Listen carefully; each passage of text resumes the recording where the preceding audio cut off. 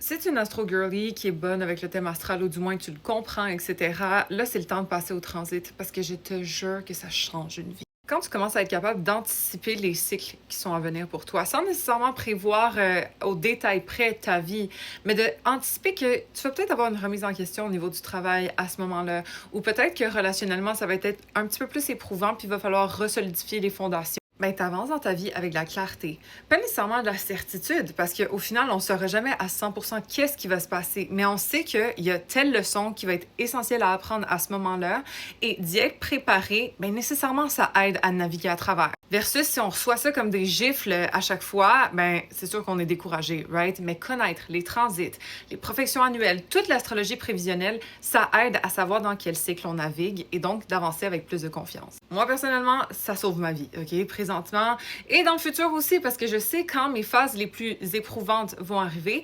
Je sais quand j'ai des phases qui vont être plus expansives et j'en profite, je capitalise dessus. C'est pas facile à apprendre les transits, mais je vous rends ça le plus simple possible dans ma formation de prédiction. Si jamais ça vous tente de l'apprendre, je compte faire des rabais en septembre, donc gardez ça en tête. Et puis d'ici là, laissez-moi savoir si vous comprenez les transits, qu'est-ce qui est dur à comprendre peut-être aussi, et puis follow pour plus d'astro.